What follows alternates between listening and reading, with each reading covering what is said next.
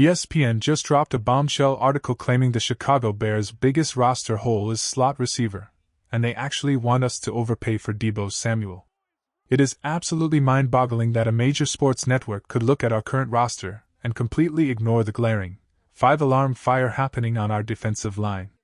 We are going to rip this ridiculous take apart piece by piece, because clearly, the national media has no idea what is actually brewing in Chicago. If you want the absolute, unfiltered truth about this team that the national media is too blind to see, smash that like button, share this video, and subscribe to the channel right now. Are these national analysts actually watching our games, or are they just staring at out-of-date fantasy football spreadsheets? I genuinely want to know. Because Aaron Schatz over at ESPN just published a piece detailing the biggest roster flaws for all 32 NFL teams. When he got to Chicago, he looked at this roster, looked at our defensive front, looked at our edge rushers, and somehow decided that the absolute biggest problem we have is a lack of a pure slot receiver. He specifically threw out Deebo Samuel as the ultimate free agent target we need to bring in to save the day. Let me take a deep breath here, because the level of frustration I felt reading that is off the charts. We are going to break down the sheer absurdity of this step by step. Let's start with the most obvious reality check. Have you seen our pass rush lately? It is practically non-existent. The idea that we need to throw massive bags of cash at an aging gadget receiver instead of plugging the massive holes along our defensive line is a total joke.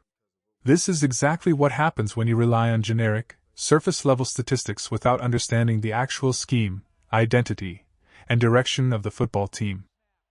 They just assume they know better, while we are down here watching every single snap and screaming for a defensive end who can actually get to the quarterback. Let's dissect the argument ESPN is trying to make. They are pointing out that we used 11 personnel, which means 1 running back, 1 tight end, and 3 wide receivers, roughly 52% of the time last season. Their logic is that because we had 3 receivers on the field for over half of our offensive snaps, we desperately need a proven third starter to line up next to Rome Odunze and Luther Burden III. They look at Khalif Raymond, note that he is 31 years old and hasn't cracked 300 yards in either of the last 2 seasons, and panic. They look at our third-round rookie Zayvon Thomas, and assume he isn't ready. Therefore, the panic button is smashed, and the Deebo Samuel fantasy begins. But here is the absolute truth that the national pundits are completely missing: that 52% metric is going to plummet. Mark my words, the era of relying on 11 personnel is fading in this offense, and we are about to see a massive tidal wave of 12 and 13 personnel. We are talking about 2 tight end and 3 tight end sets dominating the field. How do we know this? Look at the front office's actions. When they made the earth-shattering decision to trade away DJ Moore, it wasn't just a simple roster move. It was a massive, neon-flashing signal that the philosophical foundation of this offense was shifting. They were intentionally redirecting assets and financial resources away from a receiver-heavy scheme and pouring them into bigger, more versatile packages. Even with Moore on the roster, this was an offense that already ranked 5th in the entire NFL in 12 personnel usage, and 6th in 13 personnel usage last season. Those numbers are only going to skyrocket. You don't trade away a caliber of player like DJ Moore, then turn around and spend a premium, top 75 draft pick on a tight end like Sam Roush if you plan on running 4 wide receiver spread concepts all day. You pair a highly touted rookie like Roush with Cole Kmet, who has proven time and time again to be one of the steadiest, most reliable tight ends in the entire National Football League. And then you factor in Colston Loveland. Calling Loveland just a tight end is an insult to his athleticism. The guy is practically a massive wide receiver who can completely detach from the line of scrimmage, split out wide, and dominate defensive backs from the big slot position. This offense is shifting into a heavy, bruising, mismatch-creating machine, and that completely negates the need to overspend on a traditional slot receiver. And even if we do run 3 receiver sets, our depth is far better than they are giving us credit for. No, Khalif Raymond isn't going to give you DJ Moore numbers, but nobody is asking him to. He is a reliable veteran presence. Plus, we have Jade Walker, who flashed serious potential late last season and proved he can make explosive, momentum-shifting plays when his number is called. You add the blazing speed of Zayvon Thomas into that rotation, and suddenly you have an incredibly dangerous supporting cast behind your 2 alpha dogs, Rome Odunze and Luther Burden III. These young guys are going to get an overwhelming amount of opportunities this year, and they are fully capable of handling the workload. Question of the day for you guys: if you had a magic wand and could sign exactly one marquee free agent for this team right now, who are you bringing to Chicago? Drop your answers down in the comments below because I want to see where your heads are at. Now, let's talk about the schematic genius of this coaching staff, specifically Ben Johnson's offensive philosophy, which completely destroys the "we need a slot receiver" narrative. This offense operates like positionless basketball. The days of saying, "You are the X receiver, you are the Z, and you are the slot," are over.